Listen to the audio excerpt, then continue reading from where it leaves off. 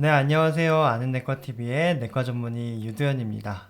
오늘은 항체 치료제에 대해서 계속해서 이제 이야기를 이어나가고 있는데 그 두 번째 에피소드 코로나 항체 치료, 미국과 유럽에서 쓰이고 있는 항체 치료에 대해서 말씀드려 보도록 하겠습니다. 이제 항체 치료제는 코로나 바이러스 치료제 중에 한 가지라고 지난번에 말씀드렸어요. 지난번에 이제 레키로나랑 회복기 혈장 치료제에 대해서 말씀드렸고, 이번에는 조금 생소한 치료제로 여러분들께 와닿으실 수 있겠는데, 아무래도 좀 주식을 하시는 분들은 조금 알고 계실 거예요. 그래서 뭐, 릴리라든지 리제네론, GSK, 비르, 아스트라제네카, 이런 회사, 다국적 회사에서 여러 가지 이제 항체 치료제를 만들고 있는데, 우리나라는 허용된 항체 치료제가 레키로나밖에 없어요. 근데 미국 같은 경우에서는 반바람이 비마하고 로나프레브, 제부디, 이부실디까지 이렇게 여러 가지 항체 치료제를 허용하고 있는데 이런 것들이 최근 들어서 계속 개발이 되기도 하고 이전에 있었던 항체 치료제가 효과가 없다고 나오기도 하고 그런 것들에 대해서 어떤 것들이 있는지 알아볼게요. 말씀드렸듯이 우리나라는 레키로나주밖에 항체 치료제 승인을 받은 약이 없어요. 그것과 더불어서 이제 렘데시비르라고 해서 이 두 가지 이제 항체 치료제 하나랑 항바이러스제 하나만 식약처에서 공식 정식 치료법으로 인정을 하고 있고 그 외의 것들은 아직 인정을 하고 있지 않아요. 그래서 하나씩 살펴볼게요. 미국에서 이제 첫 번째로 승인된 항체 치료제가 어떤 거냐면 릴리라는 회사의 반바라비마비랑 에테세비마비라는 그런 항체 치료제인데요. 처음에는 반바라비마비라는 이런 항체 치료제만 승인을 받았었어요. 하지만 뭐 델타주 변이가 나타나고 이러면서 효과가 없다는 것들이 점차 밝혀지고 그럼으로 인해서 에스테라비마하고 에테세비마비라는 이 치료제랑 같이 이제 병용을 하기 시작했고 처음에는 반바라비마브는 효과가 없으니까 승인을 철회시켰다가 이것을 이제 병용요법을 하니까 처음에는 이거조차도 인정을 하지 않았어요. 그러다가 이제 다시 또 승인을 하는 이런 과정을 거치면서 이제 신뢰도가 추락하게 되었었죠. 처음에 이제 2020년 11월 달에 이제 승인을 받았고 이렇게 병용요법까지 이제 같이 승인을 받았어요.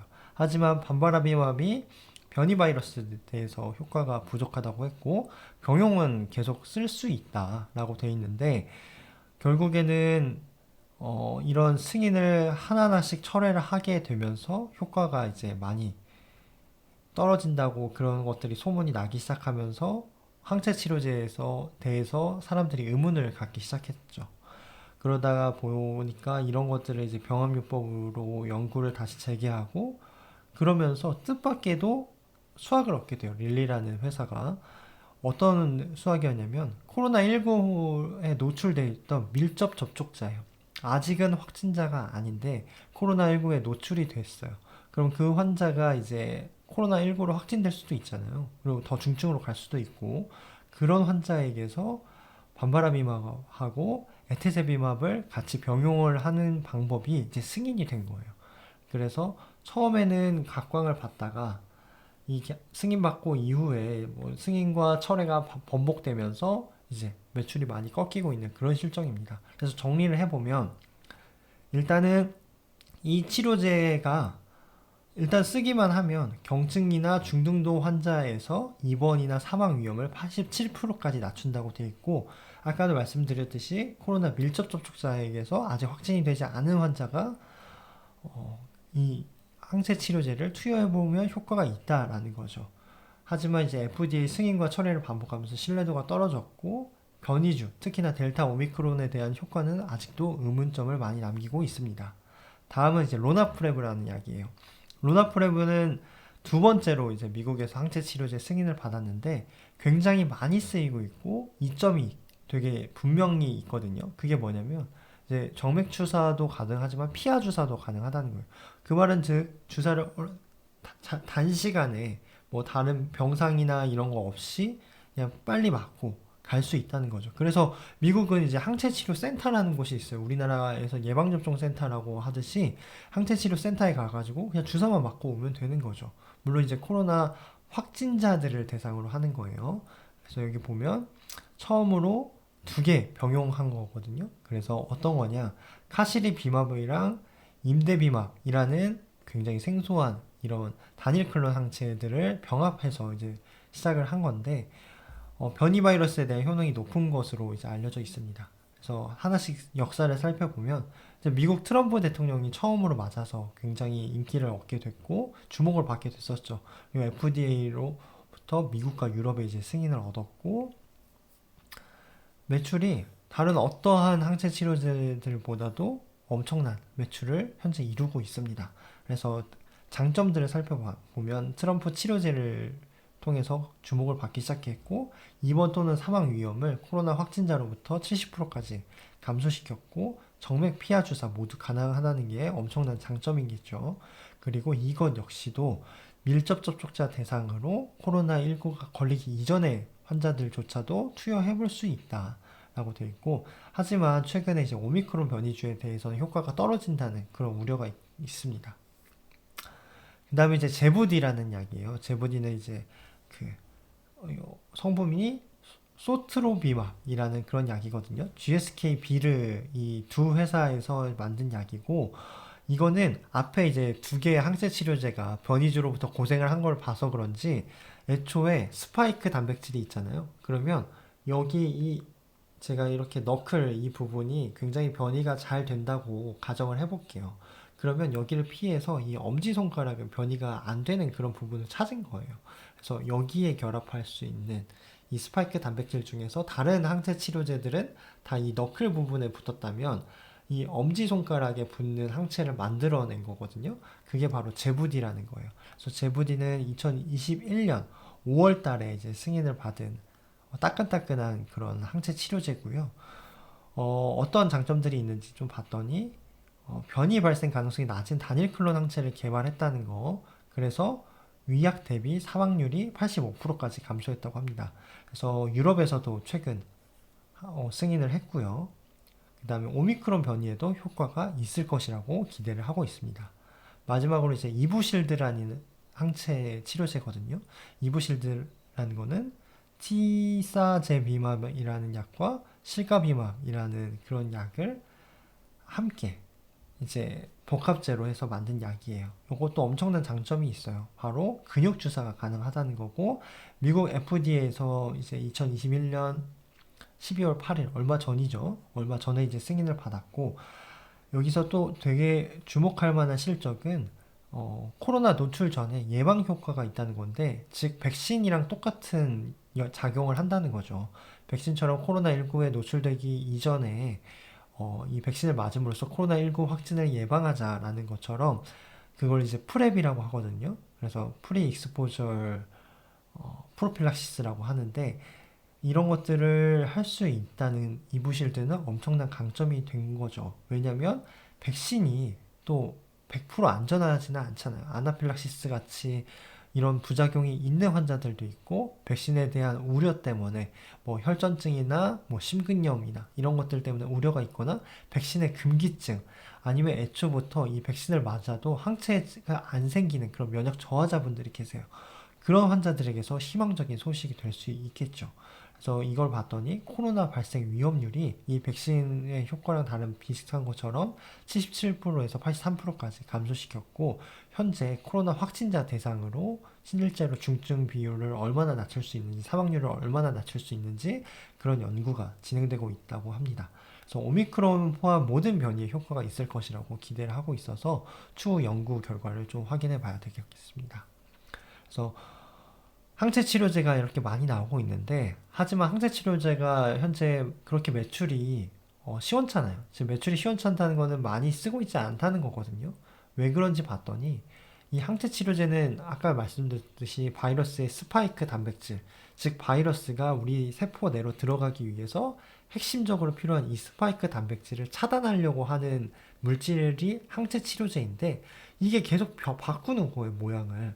그럼 우리가 이 모양에 맞춰서 지금 항체를 만들어내는데 갑자기 모양을 이렇게 바꿔버려요. 그러면 이 항체가 효과가 없겠죠.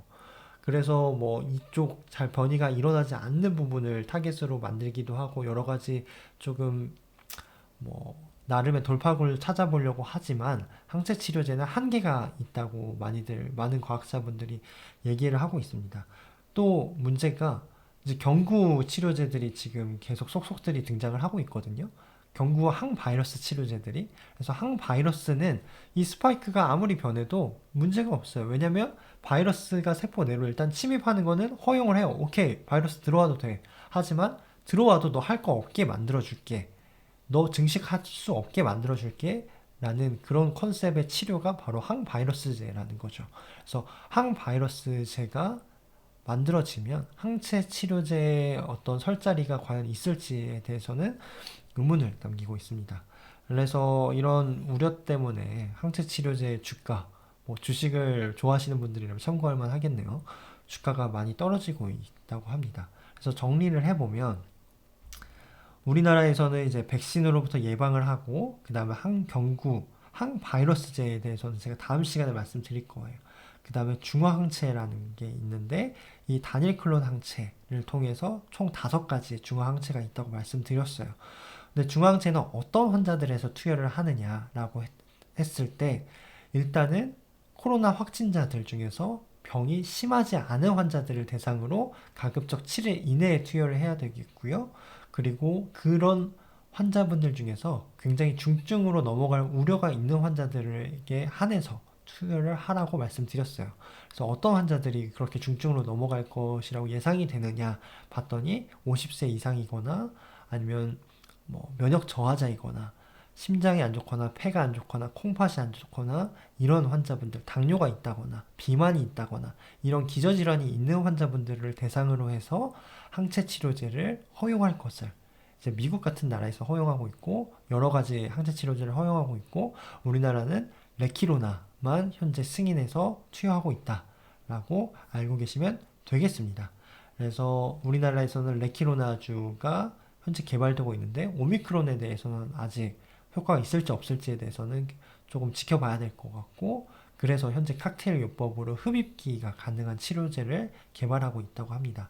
그 다음에 회복기 혈장 치료제는 여기 제가 빨간불이라고 하는 거는 시원찮다는 건데 아직 효과가 있을지 않을지 잘 모르겠다는 거고 연구가 없기 때문에 반바람이마하고 에세티미맙은 신뢰도를 많이 잃었죠. 그리고 로나프레버 같은 경우에는 피하 주사까지 되고 굉장히 정통의 강호였었는데 오미크론이 나타나면서 지금 좀 혼란을 겪고 있는 상황입니다. 제부디는 이제 이런 것들을 타파하기 위해서 특히나 항체 치료제로서 에피톱의 변이가 잘 일어나지 않는 부분을 타겟으로 이제 만들어냈고 이거는 현재 미국과 유럽에서 지금 승인받은 그런 항체 치료제입니다. 이부실드 같은 경우에서는 이제 백신과 같은 역할을 할 수 있게끔 코로나19로부터 노출되지 않은 환자들조차도 맞을 수 있고 근육 주사도 가능하다라는 엄청난 장점이 있었죠. 아직 추가적인 연구 결과들을 기다려야 되겠고 아스트라제네카에서 만들었고요. 미국에서는 지금 승인받은 상태입니다. 우리나라 이제 삼성바이오로직스에서는 이렇게 백신도 위탁 생산을 하고 있지만 치료제, 항체 치료제도 위탁 생산을 하고 있는데 어떤 것들이 있나 봤더니 여기 보면 GSK에서 개발했던 이 제부디라는 약이랑 여기 보면 아스트라제네카에서 만든 이부실드라는 것들을 이제 위탁 생산해서 생산하고 있다고 합니다. 네, 지금까지 이제 항체 치료제에서 말씀드렸는데요. 다음 시간에는 항바이러스제 치료제에 대해서 설명드려 보도록 하겠습니다. 지금까지 강의 경청해 주셔서 정말로 감사드립니다.